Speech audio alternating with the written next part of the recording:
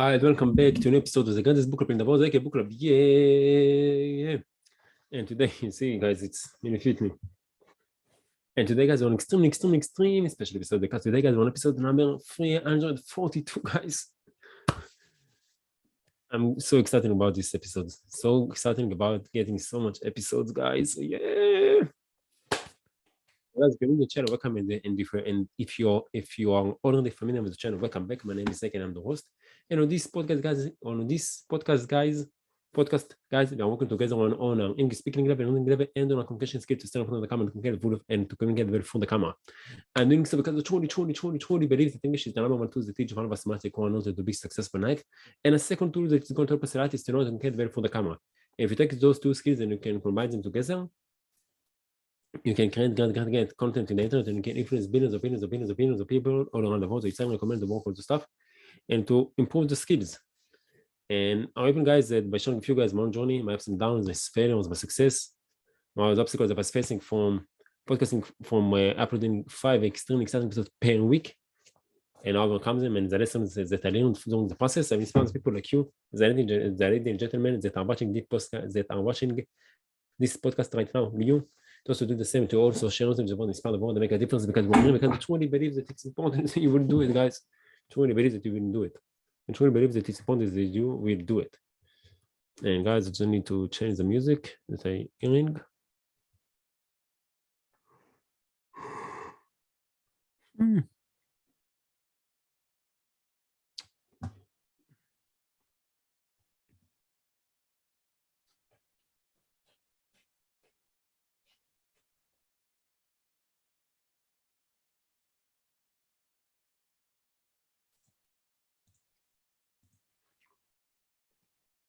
I'm just changing the music, guys. And today, guys, we'll continue our journey with, so it's really important for you guys to speak in English and to show the world. And guys, today we got this woman behind me. She said, "Hey, me and my dragon, we must come to the podcast. We want to get inspired by the podcast." And I said, "Of course, you're more than welcome to come to and get inspired by the podcast. And if you want to check them out, you know where you can find them on 3, 2, 1, bam! You can find them on Good Fun. You can find them on Good Fun. And this is going to upload. And this is going to be upload to Good Fun Bananas on Terra on 2 January 2014. And it's downloaded only 820 times. And of course, guys, we like the picture because we want to show our appreciation and gratitude to the artist who made this grand account. And guys, if you want to check out if you want to download the picture, you just need to choose the resolution from here. Press download. Right click on the picture, go to שמירת תמונת בשם מליבור, עושה pictures in English, and type down in comment below, I want it in your language. Press on it. Choose the amount to save it on the computer. Press save and comment just like that. You will get this grand account. You will get this grand account on the computer. So thank you very much for the artist who made this grand account, and thank you very much for Terra for sharing this grand account with us. And today, guys, we continue our journey with Influence of Psychology of Persuasion by Robert D. Cialdini. Really great book, and then just enjoy the book. And yeah, enjoy the book, guys. And if you want to check out this grand account, or if you want to check out the book or Robert D. Cialdini social media account, you got all the internet in the description below. So make sure to check them out, like them, and learn from them. And guys, if any one of you have any suggestions for me how I can improve myself on the podcast, or if any one of you want to come to the podcast, big answer to the podcast, share them with the world, inspire the world, make a difference because we're real. And never time with me in English, because you know I'm a really nice guy in English. Then in the comment below so we can arrange it. And guys, you're always more than welcome if you learn something new from the channel, maybe something that's it, or maybe a nice idea for the book, or maybe you learn your own life lesson from somewhere else. You're more than welcome to share all the information with us, or your life lessons and tips in the comment section below, so all of the community can improve our life and enrich ourselves, enrich our life and improve ourselves thanks to your wisdom. So guys, thank you very much if you can do it. And one last thing, guys, before we jump to the book. If you just the process, if you like the video, if you learn something new from the channel, please consider to show support by liking the video, sharing with friends, subscribe to the channel, put the notification bell, ding, so you will be notified on each of the extremely exciting episodes that are coming to YouTube. And you guys, just 1, 2, 3, 4 clicks from your own side, it's really going to make a big impact on me. So thank you very much if you can consider to do it. And today it's 13 on April 2022, and the subs count is 2. We have to subscribe to the channel. So shout out to you guys. You're great. Total views of 327. And the current episode that I'm going to release today is 334. This is the second episode that I'm recording today because this one I didn't record an episode. So now this is the episode that I actually need to record today. And yeah, that's it, guys. That's it. And about as I told you in the previous episode about the DJing. So I sent a message to the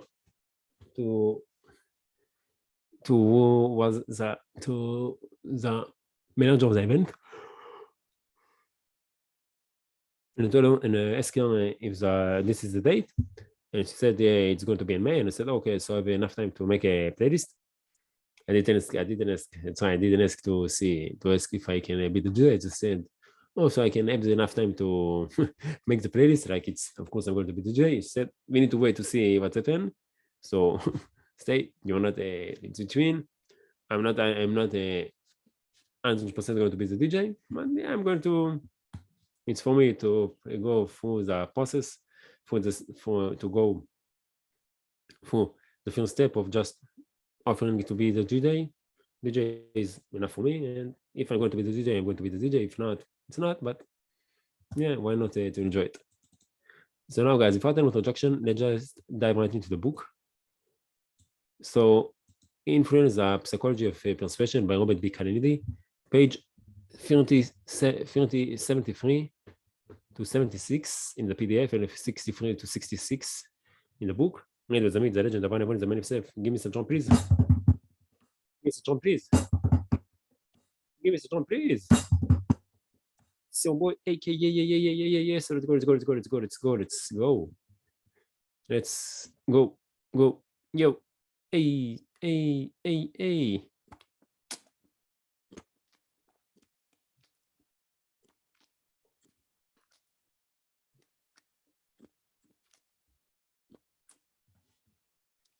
In those ways, Dutch and Gerard had cleverly arranged for some students to commit themselves publicly, some privately and some not at all to their initial decisions. What Dutch and Gerard wanted to find out was which of the three types of students would be most inclined to stick with their first judgments after receiving information that those judgments were incorrect. So all of the students were given new evidence suggesting that their initial estimates were wrong, and they were then given the chance to change their estimates. The results were quite clear. The students who had never written down their first choices were the least loyal to those choices. The new evidence was presented that questioned the wisdom of decisions that had never left their heads. Those students were the most influenced by the new information to change what they had viewed as a correct decision. Compared to those uncommitted students, those who had merely written their decisions for a moment on a magic pad were significantly less willing to change their minds when given the chance. Even though they had committed themselves under the most anonymous of circumstances, the act of writing down their first judgments caused them to resist the influence of contradictory new data and to remain consistent with the preliminary choices. But Dutch and Gerard found that by far it was the students who had publicly recorded their initial positions who most resolutely refused to shift from those positions later. Public commitment had hardened them into the most stubborn of all. This sort of stubbornness can occur even in situations where accuracy should be more important than consistency. In one study, when 6 or 12 person experimental juries were deciding a close case, Hung juries were significantly more frequent if the jurors had to express their opinions with a visible show of hands rather than by second ballot. Once the jurors had stated their initial views publicly, they were reluctant to allow themselves to change publicly either.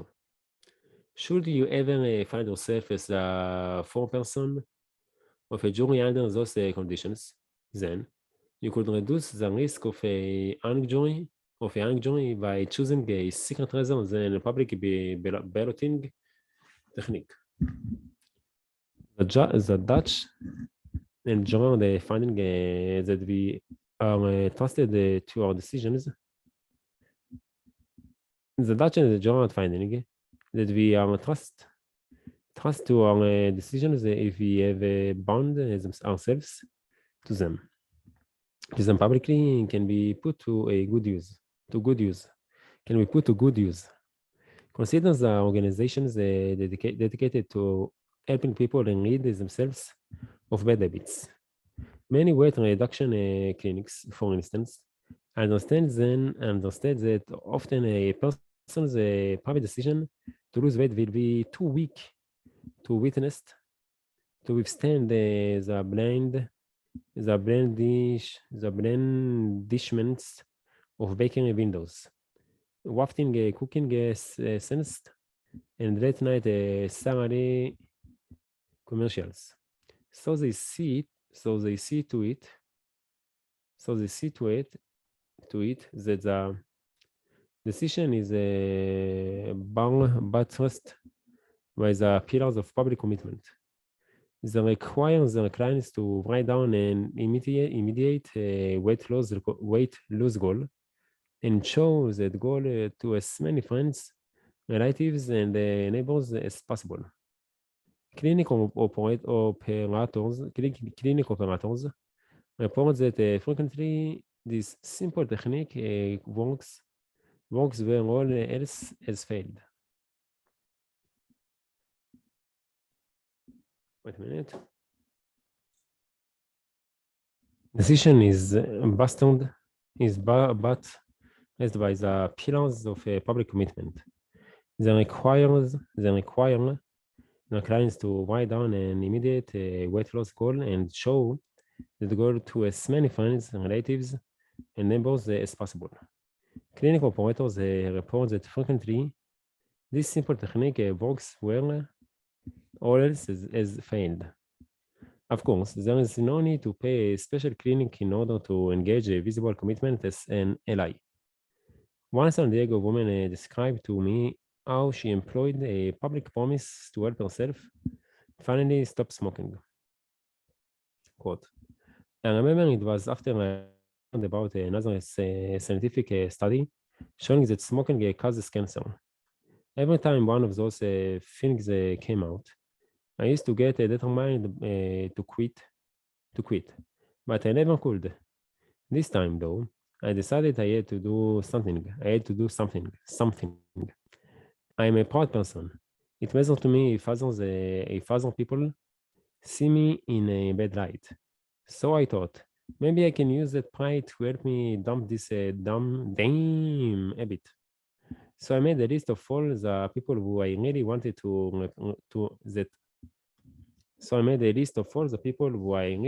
to respect me.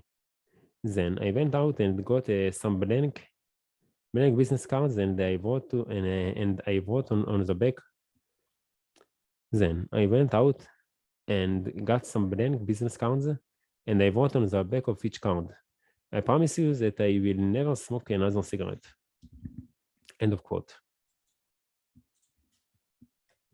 Within a week, I had given or sent a signed card to everybody on the list. My dad, my brothers, my brother back east, my boss, my best girlfriend, my ex-husband, everybody but one. The guy I was dating then. I was just crazy about him, and I really wanted him to value me as a person. Believe me, I thought twice about giving him a card because I knew that if I couldn't keep my promise to him, I would die. But one day at the office, He worked in the same building as I did. I just walked up to him, handed him the card, and walked away without saying anything. Quitting cold turkey was the hardest thing I've ever done. There must have been a thousand times when I thought I had to have a smoke. But whenever that happened, I would just picture how all of the people on my list, especially this one guy, would think less of me if I couldn't stick to my guns. And that is all it took. I've never taken another path. You know, the interesting thing is the guy turned out to be a real smack. I can't figure out what I saw in him back then. But at the time, before trying it, he helped me get through the toughest part of the toughest thing I've ever had to do. I don't even like him anymore. Still, I do feel grateful in a way because I think he saved my life. Damn. Title: the effort extra. Yet another reason that written commitments are so effective is that they require more work than verbal ones. And the evidence is clear that the more effort that goes into a commitment, the greater it is its ability to influence the attitudes of the person who made it. We can find that evidence quite close to home or as far away as the back regions of the primitive world. For example, there is a tribe in southern Africa, the Tonga, that requires each of its boys to go through an elaborate initiation ceremony before he can be counted a man of the tribe. As with many other primitive peoples, a Tonga boy endures a great deal before he is admitted to adult membership in the group. Anthropologist Whiting, Clarkon, and Anthony have described this 3-month ordeal in brief but vivid terms. Quote, damn, it's long. When a boy is somewhere between 10 and 16 years of age, he is sent by his parents to circumcision school, which is held every 4 or 5 years. Here in a company with his age mates, he undergoes a severe raising by the adult males of the society. The initiation begins when each boy runs the gauntlet between 2 rows of men who beat him with clubs. At the end of this experience, he is stripped off his clothes and his hair is cut. He is next met by a man covered with lion mane and is seated upon a stone facing this lion man.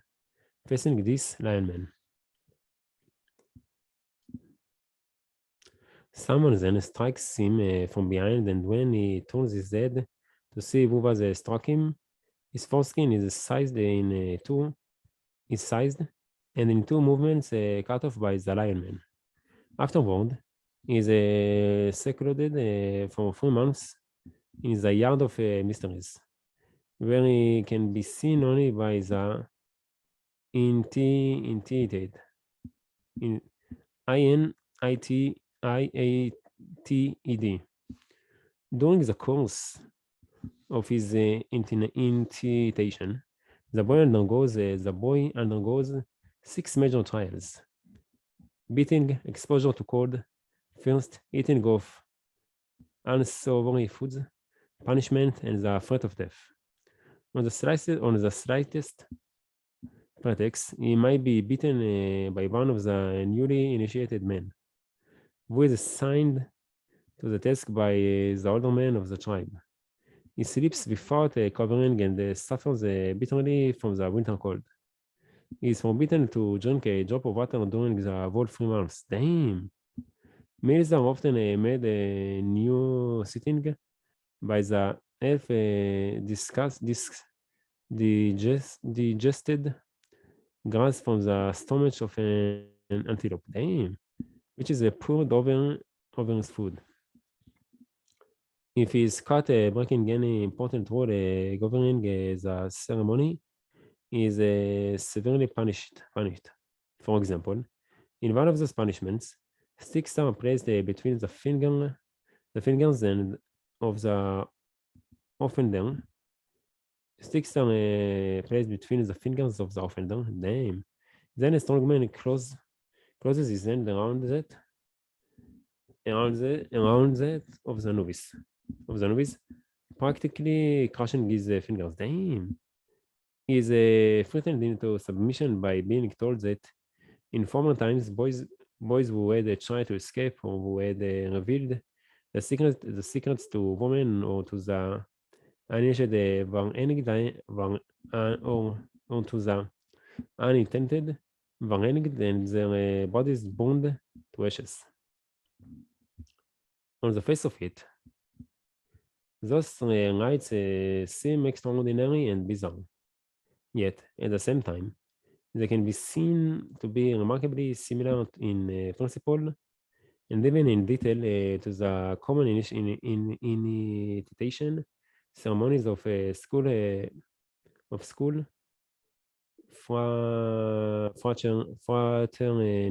fraternities. During the traditional L week, held yearly on college campuses, fraternity pledged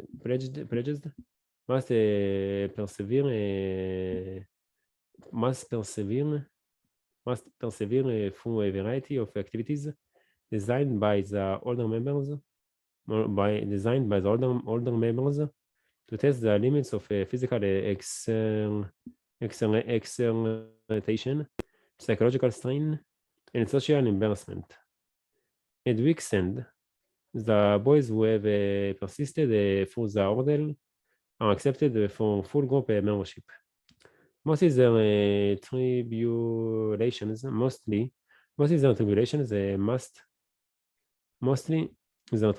have left them no more than greatly tired and a bit shaky. Although sometimes the negative effects are more serious. What is interesting is how closely the particular features of Elwick tasks match those of the tribal intonation readers. Recall that anthropologists identified 6 major trials to be endured by a Tonga initiate during his stay in the Yard of Mysteries. A scan of newspaper reports shows that each trial also has its place in the Ezen ritual of Greek letter societies.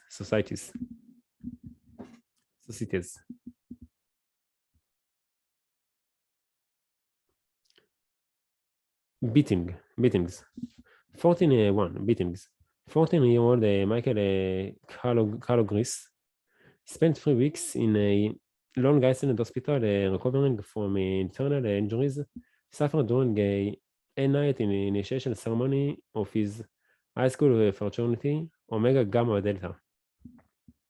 He had been administered the atomic bomb by the prospective brothers, who told him to hold his hands over his head and keep them there while they gathered around to slam fists into his stomach and back simultaneously and repeatedly.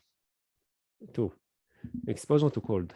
On a bitter night, Frederick Bronner, a California junior college student, was taken 3,000 feet up and 10 miles into the hills of a national forest by the prospective fraternity brothers.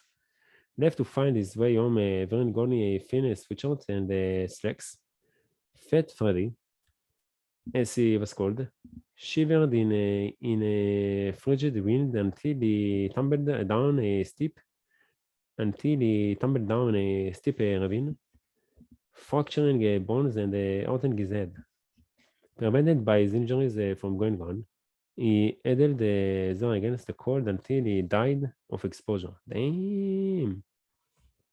3. First, two Ohio State University freshmen found themselves in the dungeon of the prospective fraternity house after breaking the rule requiring all pledges to crawl into the dining area period 12-week meals. Once locked in the house storage closet, once locked in the house storage closet, they were given only salty foods to eat for nearly 2 days. Nothing was provided for drinking purposes except a pair of plastic cups in which they could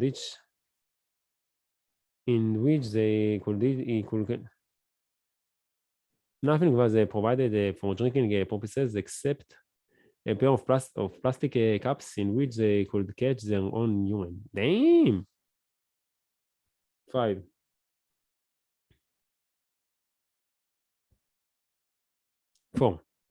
Eating of unsavory foods. At Kappa Sigma House on the campus of the University of Southern California, the eyes of 11 pledges bulged when they saw the sickening task before them. 11 quarter-pound slabs of raw liver lay on a tray, cut thick and soaked in oil. Each was to be swallowed whole, one to a boy. Damn. Gagging and choking repeatedly. Young Richard Swanson failed 3 times to down his piece. Determined to succeed. He finally got the oil-soaked meat into his throat, where it lodged and, despite all efforts to remove it, killed him. Damn. It's sick. What the? 5. Punishment. In Wisconsin, a pledge who forgot one section of a ritual incantation to be memorized by all initiates was punished for his error. He was required to keep his feet under the rear legs of a folding chair while the heaviest of his fraternity brothers sat down and drank a beer. Although the pledge did not cry out during the punishment, a bone in each of his feet was broken. Damn. And 6. Why we need to read it? I don't know. Threats of death. A pledge of Zeta Beta Tau fraternity was taken to a beach area of New Jersey and told to dig his own grave. Seconds after he compiled the orders to lie flat in the finished hole, the sides collapsed, suffocating him before his prospective fraternity brothers could dig him out. Damn, why we need to read it? I don't know.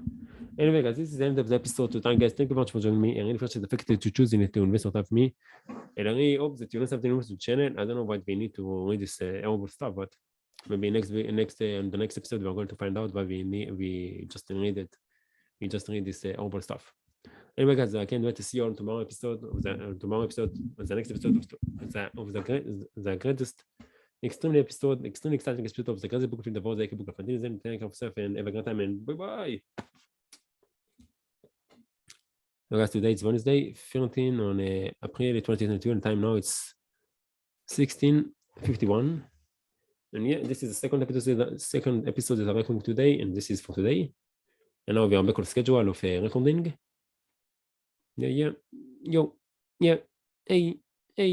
Hey, yo boy, AK.